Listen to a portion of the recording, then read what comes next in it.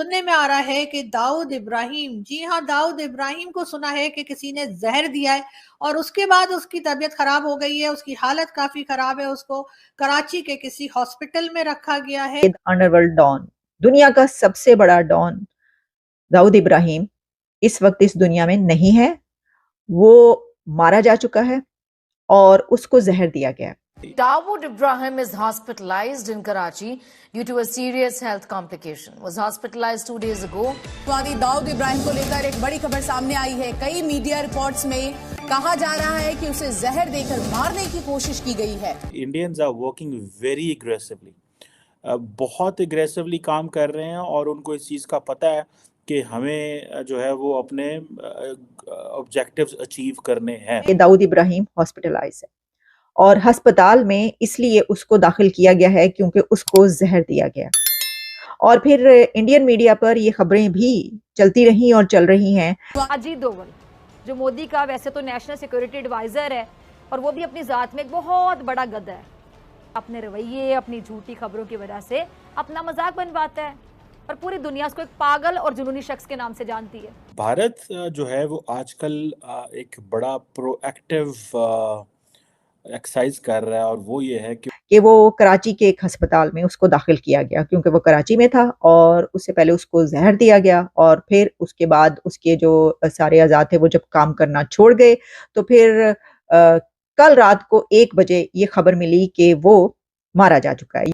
लेकिन पाकिस्तान की तरफ से जो है ना वो कंप्लीट साइलेंस है कि 21वीं सदी में क्या हो रहा है, कैसे चैलेंजेस हैं, क्या करना है, क्या नहीं करना। आपको नहीं लगता कि पाकिस्तान को चाहिए कि हाफिज सईद और ये मसूद अजहर और इस तरह के जो लोग हैं, ये दाऊद इब्राहिम, इनको भारत के हवाले कर दें, किस्सा खत्म करें? अब ऐसी ऐसी कहानियां वो लेकर आता है जिनका ना सर होता है ना पैर होता है। कहने का मकसद सिर्फ इतना कि मोदी ने अपने इर्द गिर्द सारी जो इसके इर्द गिर्द है ना, इसके एडवाइजर, इसके पालतू, इसके साथ चलने वाले, जिनकी ये सुनते हैं या जो इसकी सुनते हैं आगे से, सारे जोकर्स हैं, सारे नाअहल हैं, सारे झूठे हैं, सारे निकम्मे हैं, सारे नफसियाती हैं, सारे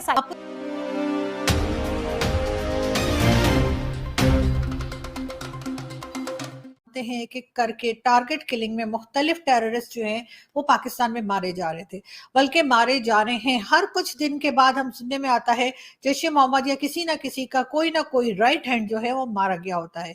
और लोगों ने ये भी देखा कि हाफिज सईद को भी 31 ईयर्स के लिए जेल की सजा हुई, लेकिन ये और बात है कि वो हाउस अरेस्ट है और हाउस अरेस्ट करके उसको हर तरह की फैसिलिटी पाकिस्तान ने दे रखी है। मगर बहरहाल 31 ईयर्स की जेल की गई और ये बताने के लिए एफएटीएफ को और बाकी सारी दुनिया को ये मैसेज देने के लिए कि हमने जी इस आदमी को अरेस्ट भी किया है और हमने इस आदमी को हथकड़ी लगाकर जेल में भी डाल दिया, लेकिन वो जेल में हरगिज नहीं है, वो हाउस अरेस्ट है। इसी तरीके से और भी कई दूसरे नाम पाकिस्तान के साथ जोड़े जाते रहे जो कि काफी हद तक सही भी था, चाहे वो दाऊद इब्राहिम हो, चाहे वो मसूद अजहर और कई दूसरे, सैयद सलाउद्दीन और इस तरह के लोग जो हैं उनके नाम हमने पाकिस्तान के साथ जुड़ते हुए सुने। अब भारत से बातचीत की जा रही है, भारत से बात करने की बात की जा रही है। भारत का भी यही कहना है कि जी पहले तो आप अपने यहाँ से टेररिज्म खत्म करेंगे तब ही हम बात करेंगे। मगर टेररिज्म खत्म कैसे होगी अगर इसी तरह से इनके प्यादे यानी कि इनके साथ काम करने वाले लोग मारे जाते रहे लेकिन इनके हेड उधर ही बैठे रहे, तो फिर क्या होगा? इस वक्त पाकिस्तान में जो खबर बहुत तेजी के साथ फैली है और बहुत तेजी के साथ जिस बात का चर्चा किया जा रहा है वो ये सुनने में आ रहा है कि दाऊद इब्राहिम, जी हाँ, दाऊद इब्राहिम को सुना है कि किसी ने जहर दिया है और उसके बाद उसकी तबीयत खराब हो गई है, उसकी हालत काफी खराब है, उसको कराची के किसी हॉस्पिटल में रखा गया है। और ये खबर भी जो है वो कहीं ना कहीं सोशल मीडिया पे गर्दिश कर रही है। कहाँ तक ठीक है मालूम नहीं, लेकिन कौन इस बात को कंफर्म करेगा और कौन इस बात को कंफर्म कर सकता है?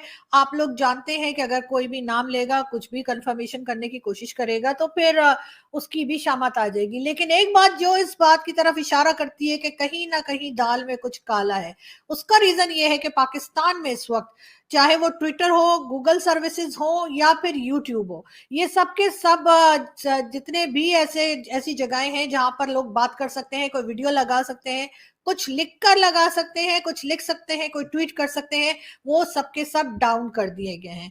जी हाँ, सर्वर की तरफ से ये सारी चीजें जो है वो डाउन कर दी गई हैं। पाकिस्तान में ना तो ट्विटर ओपन हो रहा है, ना पाकिस्तान में गूगल सर्विसेज चल रही हैं और ना के अंदर दो चीजें हुई वहां पे। उन्होंने असेंबली में खड़े होकर अमित शाह साहब ने 24 सीटों की बात की है और उसके 10 दिन, उसी 10 दिन के अंदर अंदर सुप्रीम कोर्ट में बात की है उन्होंने, लेकिन अपने कश्मीर की बात कर रहे हैं वो। हाँ, पीओके की बात अमित शाह साहब ने की है, लेकिन सियासी बयान है उनका, लेकिन उनकी पोजीशन देखें, वो तो बात कर रहे हैं करने की उनका। मैं समझता हूं उनकी बात में वजन है। आपकी बात में वजन है?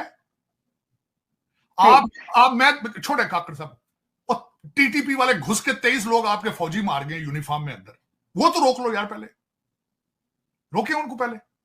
और वो मारते हैं बॉर्डर से दूसरी साइड पे जाकर बैठ जाते हैं, वो मार के बॉर्डर की दूसरी साइड पे चले जाते हैं, वहां से जाके मेरा कल वो आगे से इनको बताते, बल्कि वो वहां से दूसरी साइड पे बैठ के उसकी जिम्मेदारी कबूल करते हैं। वो कहते हैं हमने मारा है, और उन्होंने वीडियो बनाई है इस दफा मारने की, और बना के उन्होंने अपने मीडिया विंग पे चलाई है, हमने देखो ये किस तरह मारा है।